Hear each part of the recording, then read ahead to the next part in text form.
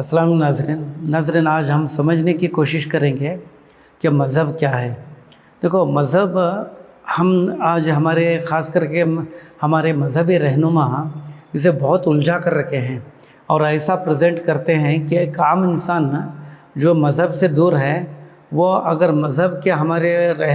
रहनुमा जो हैं उनके बयानात अगर सुनेंगे तो ये फ़ैसले पे आ जाते हैं कि भाई ये हम लोगों के लिए नहीं है। आज के ज़माने में हम हमारा काम करते हुए ये मज़हब पे चलना बहुत मुश्किल है, इस तरह कॉन्सेप्ट में आ जाते हैं। मज़हब इतना बड़ा ये नहीं है जो हमारे लोग प्रेजेंट करते हैं। बस अल्लाह के साथ हमारे रिलेशन किस तरह है, अल्लाह को लेकर हमारी ज़िम्मेदारियाँ क्या हैं, इसको समझने का नाम, और हम इंसानों के बीच में जीते हैं और कौन से इंसान के साथ हमारे किस तरह के ताल्लुकात होना चाहिए। हमारे बीवी के साथ हमारे क्या ताल्लुकात हैं, हमारी माँ के साथ हमारे क्या ताल्लुकात हैं, हमारे भाइयों के साथ हमारे क्या ताल्लुकात हैं, हमारे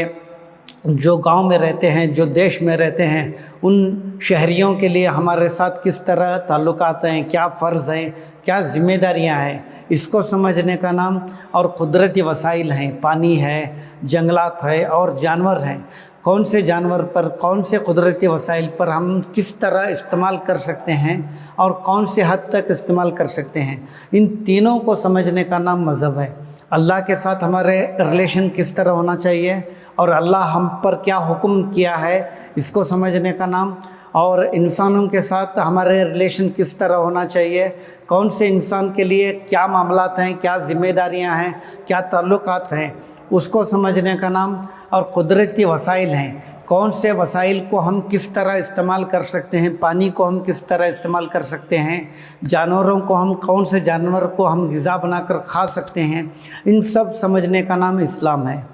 ये सब समझाने के लिए वक्त ब वक्त और ज़माना ब ज़माना अल्लाह ताला नबियों को भेजता गया। वो नबी आकर वो ये बताते रहे कि हमारे ज़िम्मेदारियाँ क्या है और अल्लाह के साथ हमारे क्या मामलात हैं और कौन से हमारे रिश्तेदार हैं, उनके ऊपर हमारे कौन सी ज़िम्मेदारी हैं, हर एक नबी बताते गए। लेकिन हुज़ूर सल्लल्लाहु अलैहि वसल्लम उस नबूवत के सिलसिले में आखिरी नबी हैं। चूँकि अल्लाह ताला जितने भी हुज़ूर सल्लल्लाहु अलैहि वसल्लम से पहले जितने भी अंबिया इकराम को भेजा है, वो एक मखसूस वक्त के लिए, एक महदूद जगह के लिए, एक महदूद इलाक़े के लिए मुकर्रर थे। और अगर कोई आए हैं तो उस वक्त के लिए वो महदूद थे कि अगर कोई एक वक्त में आया है, अगर कोई एक वक्त में नबी आए हैं और वो एक मुकर्रर जगह पर आए हैं, तो उनको एक मुकर्रर वक्त होगा और मुकर्रर जगह होगी, वो सिर्फ उस जगह के लिए मुकर्रर किए गए हैं ऐसे। लेकिन हुज़ूर सल्लल्लाहु अलैहि वसल्लम ता क़यामत तक आखिरी नबी हैं और ता क़यामत तक पूरे इंसानों के लिए नबी बनकर आए हैं। इसलिए अल्लाह ताला जहाँ भी जितने भी अंबिया इकराम के लोगों को मुखातिब हुआ है, उम्मत करके नहीं मुखातिब हुआ है, अल्लाह ताला कौम करके मुखातिब हुआ है कि कौम मूसा की कौम, कौम ईसा, कौम हूद, कौम लूद, इस तरह कौम करके मुखातिब हुआ है। लेकिन हम वाहिद उम्मत हैं जो हुज़ूर सल्लल्लाहु अलैहि वसल्लम के जो उम्मती हम जो हैं, वो अल्लाह ताला हमें उम्मती करके मुखातिब हुआ है। उम्मत और कौम में बहुत फ़र्क है। तो हम उस नबी के उम्मत हैं जिस नबी के नबूवत में आने के लिए नबी दुआ करते रहे। बहुत सारे नबी दुआ करते थे कि अल्लाह तेरा बहुत शुक्र है कि हमें तूने नबी बनाकर पैदा किया, इंसानों के रहबरी के लिए हमें मुंतखब किया। लेकिन और हम ज़्यादा खुश होते कि हमें नबी न बनाता, आखिरी नबी हज़रत मोहम्मद मुस्तफ़ा सल्लल्लाहु अलैहि वसल्लम के उम्मती बनाकर पैदा करता, तो हम ख़ुद को नसीबदार समझते। ऐसा हम वो नबी के उम्मत है। अल्लाह ताला का हमारे पर इतना प्यार, इतना एहसान व करम है कि अल्लाह ताला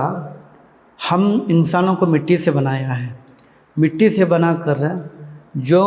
रोशनी से बने हैं, जो नूर से बने हैं फरिश्ते, उनको इंसानों के सामने जो मिट्टी से बने हैं बनी आदम के सामने सजदा कराया। जब शैतान को कहा कि ये मेरा बंदा है, इसके सामने सजदा कर, तो शैतान ने कहा कि मैं कभी मिट्टी के पुतले के सामने सजदा नहीं करूँगा। حالانکہ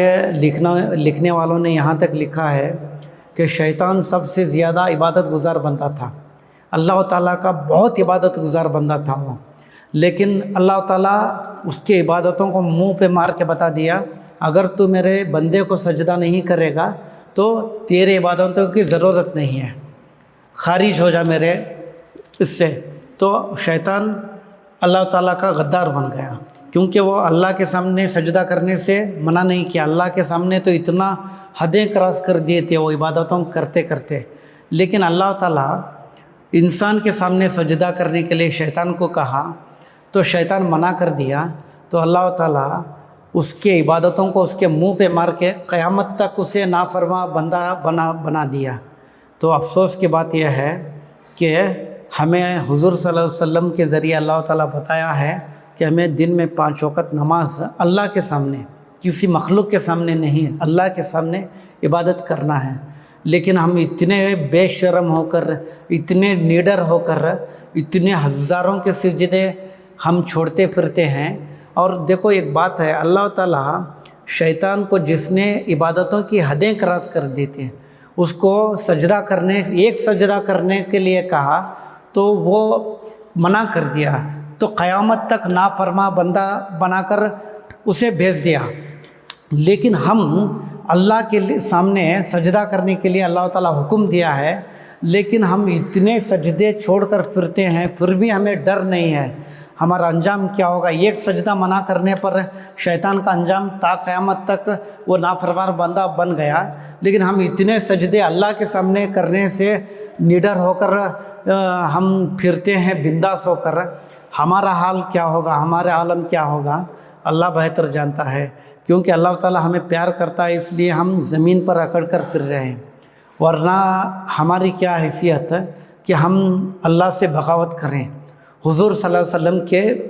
سنتوں سے بغاوت کریں، ہماری کیا حیثیت ہے۔ اللہ تعالیٰ آج بھی اللہ تعالیٰ کہتا ہے کہ میں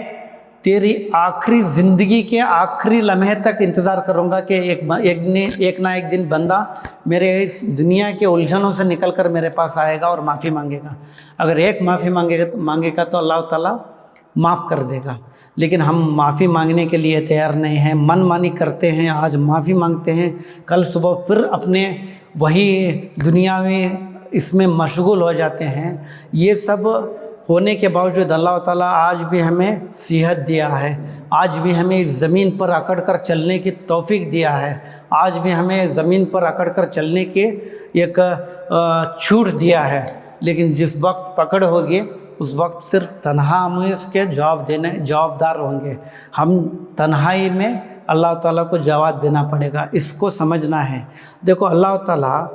ہمیں اتنے اللہ تعالیٰ ایک قرآن شریف میں ایک جگہ احسان جتایا ہے۔ دیکھو احسان جتانا اچھی بات نہیں ہے، لیکن اللہ تعالیٰ 70 ماہوں کا پیار کرنے والا احسان جتاتا ہے تو کس پر؟ تو عجیب لگتا ہے، کیا کس پر احسان؟ اتنے سارے اللہ تعالیٰ کے احسان ہیں ہمارے پر، کیا ہمیں دیکھو اتنے سارے مخلوق ہیں، اللہ تعالیٰ چاہتا تو ہمیں کیڑے مکوڑے بنا سکتا تھا، ہمیں پوچھنے کا حق نہیں تھا کہ کیڑے مکوڑے کیوں بنایا کر، پوچھنے کا حق نہیں تھا، لیکن ہمیں انسان بنا کر اللہ تعالیٰ ایک احسان کیا۔ پھر ہمیں اللہ تعالیٰ کا احسان ہمارے پر یہ ہے کہ ہمیں مسلمان بنا کر پیدا کیا، یہ اللہ تعالیٰ پر، کیونکہ کسی بھی مذہب میں پیدا کر سکتا تھا، لیکن اللہ تعالیٰ کا ہمارے پر بہت بڑا احسان یہ ہوا ہے کہ ہمیں مسلمان بنا کر پیدا کیا۔ یہ احسان کے لیے، کون سے احسان کے لیے ہمیں اللہ تعالیٰ ہمارے پر احسان جتا رہا ہے؟ لیکن اللہ تعالیٰ کہتا ہے کہ میں تمہیں مسلمان بنا کر احسان نہیں کیا، میں تمہیں انسان بنا کر احسان نہیں کیا، میں تمہیں اتنے فروٹس، اتنے پھل وغیرہ کھانے کے لیے دے کر میں احسان نہیں کیا، میں تمہیں صحت دے کر احسان نہیں کیا، میں ایک احسان آپ پر کیا ہوں کہ میں تمہیں اس نبی کے امت بنا کر پیدا کیا ہوں جس کے نبی کے نبوت میں آنے کے لیے نبی دعا کرتے رہے۔ یہ وہ امت ہے جس کے نبوت میں آنے کے لیے، جس کے امت بننے کے لیے نبی دعا کرتے رہے۔ وہ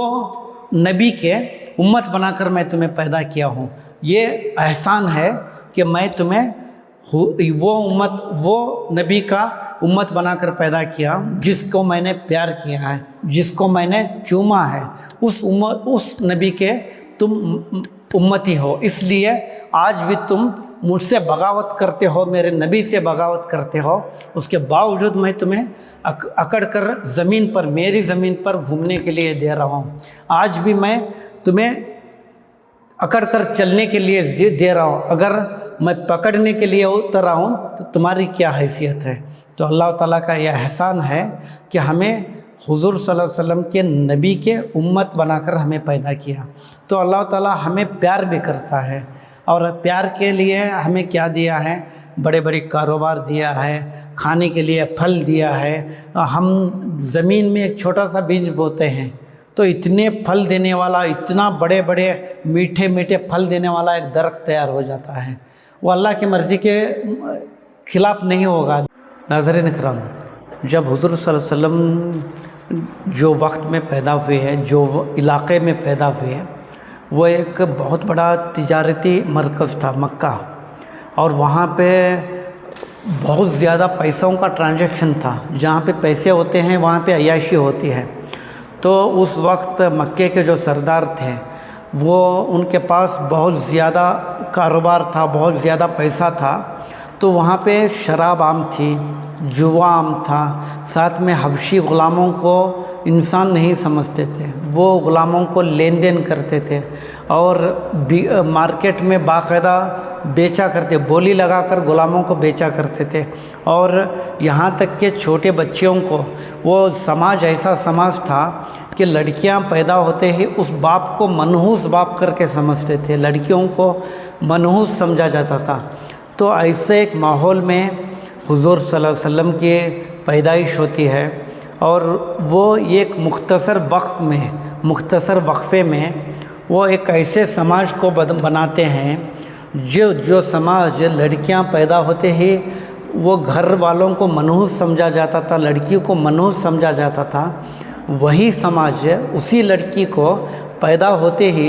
ये बेटी मेरी जन्नत में जाने की वजह बनेगी, ये बेटी मेरा मुक़द्दर है, ये मेरे किस्मत का सितारा है, ये समझने लगे। ये माहौल को हुज़ूर सल्लल्लाहु अलैहि वसल्लम इस लेवल तक बदल गए। लेकिन अफसोस कि इस बात हम उस माहौल को बहुत ब्लेम करते हैं कि हुज़ूर सल्लल्लाहु अलैहि वसल्लम के ज़माने में जुआ आम था,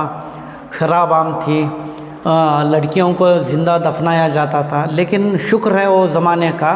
वो ज़माना इस ज़माने से बेहतर था कि लड़कियों को कम से कम पैदा होने की इजाज़त तो उस वक्त दिया करते थे। लेकिन आज एक बड़े मल्टी स्पेशलिस्ट हॉस्पिटल में लड़कियों को माँ के पेट में ही चेक करते हैं, स्कैन के ज़रिए चेक करके अगर वो पता चला कि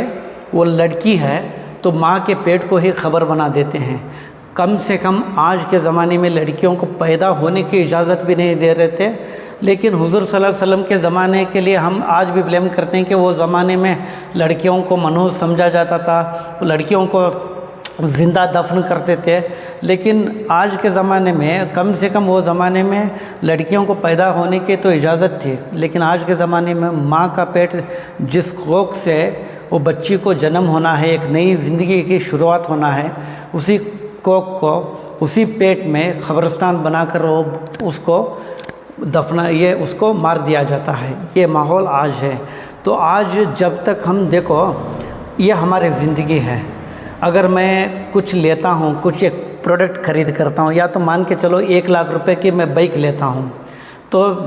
मेरे मेहनत के अपने पैसे हैं, मैं जाकर मैं 1 लाख रुपए देकर बाइक लेता हूँ। लेकिन उसके बावजूद जो कंपनी वो बाइक को बनाई होती है, वो एक मैनिफेस्टो देती है कि एक बाइक को चलाना है तो इस तरह चलाओ, अगर इंडिया के रोडों में चलाना है तो लेफ़्ट साइड चलाओ, राइट साइड मत चलाओ, और इसको इंजन को सही इस्तेमाल करने के लिए ये चीज़ें फॉलो करो, ऑयल चेक करो, वक्त ब वक्त ऑयल चेक करो, पेट्रोल डालो, पेट्रोल की टांकी में पेट्रोल डालो, डीजल मत डालो, ये सब बोलते हैं। अगर कोई कहता है कि नहीं मैं लेफ़्ट साइड नहीं, मेरे पैसे हैं, मेरे अपने पैसे हैं, मैं ये बाइक का मालिक हूँ, اور میں لیفٹ سائڈ نہیں جاؤں گا رائٹ سائڈ جاؤں گا کر کے، تو انجام آپ جا سکتے ہو، لیکن انجام سے آپ کو خود تیار ہونا ہے، کیونکہ اگر انڈیا کے روڈوں میں اگر آپ لیفٹ سائڈ کے بجائے رائٹ سائڈ جائیں گے، یا تو آپ کسی کو ٹھوک دیں گے یا تو سامنے والا آپ کو آ کر ٹھوکے گا۔ اسی طرح زندگی بھی ہماری ہے، لیکن جس نے ہمیں بنایا ہے اس نے ہماری رہبری کے لیے انبیاء کرام نبی وقت بوقت نبیوں کو بھیجا ہے، جو آخری نبی ہمارے حضور صلی اللہ علیہ وسلم ہیں، اور اس کے بعد کوئی نبی آنے والا نہیں ہے۔ تو اس لیے ہمیں سمجھنا چاہیے کہ ہماری زندگی ہونے کے باوجود ہم اس کی مرضی کے مطابق ہمیں زندگی چلانا ہے، کیونکہ اگر میرے بائک کو اگر نہیں میں پیٹرول کی ٹانکی میں ڈیزل ڈالوں گا کر کے بولیں گے تو سیز ہوگا انجن۔ تو اسی طرح بائک کا مالک میں ہوں، لیکن اس گائیڈنس پہ چلنا ہے جس نے وہ بائک کو بنایا ہے، اس کمپنی کے گائیڈنس پہ ہمیں چلنا ہے۔ اسی طرح اگر ہمیں کامیاب ہونا ہے، ہمیں صحیح راستے پہ چلنا ہے، ہمیں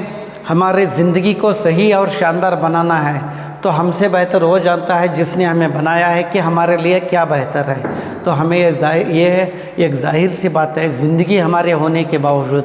وقت ہمارا ہونے کے باوجود، عمر ہماری ہونے کے باوجود، جسم ہمارا ہونے کے باوجود، ان سب کو اگر ہمیں کام کرنا ہے، اگر ان سب کو ہمیں عمل کرنا ہے، تو اس پر عمل کرنا ہے جس نے ہمیں بنایا ہے، اس کے باتوں پر عمل کرنا ہے۔ وہ بتانے کے لیے وقت انبیاء کرام کو بھیجے ہیں، قرآن شریف ہمارے پاس موجود ہے، اس کی رہبری میں ہم آگے آنے والی زندگی کو ہمیں اگر گزاریں گے تو بے شک ایک صحیح اور شاندار اور خوشحال زندگی ہم گزار سکتے ہیں۔ اگر نہیں تو بھی آپ کو روکنے والا کوئی نہیں ہے، آپ اپنی مرضی کے مطابق زندگی گزار سکتے ہیں۔ آج پکڑ آپ کی نہیں ہے، آج آپ من مانی کر سکتے ہیں۔ اگر آپ کوئی زندگی آپ کے وقت کے مطابق، آپ کے ذہن کے مطابق، آپ کے سوچ کے مطابق آپ زندگی گزارنے کے آپ اپنے آپ میں مالک ہو، اللہ تعالیٰ بھی آپ کو اس وقت نہیں پکڑے گا، لیکن جس وقت اس کا انجام آئے گا اس وقت آپ ترسو گے، معافی مانگو گے، گڑ گڑاؤ گے، لیکن وقت جب آپ کے ہاتھ میں نہیں اللہ کے ہاتھ میں ہوگا، فیصلہ وہی ہوگا جو اللہ تعالیٰ بتایا ہے۔ اور ایک بات آج عام ہو چکی ہے کہ زمانہ بدل گیا ہے، زمانہ بہت آگے بڑھ چکا ہے، تو زمانے کے مطابق ہم بھی اس میں ڈھانپنا ہے، ہمیں بھی زمانے کے مطابق ہمیں بھی خود کو چلنا ہے۔ یہ بہت عام بات ہو چکی ہے، یہ ہر ایک نمازیوں میں ہے، مولاناؤں میں ہے، برقع پیش عورتوں میں ہے، ہر ایک گھروں میں ایک عام ہو چکا ہے کہ زمانے کے ساتھ اگر نہیں چلیں گے تو ہم پیچھے بڑھ جائیں گے کر کے۔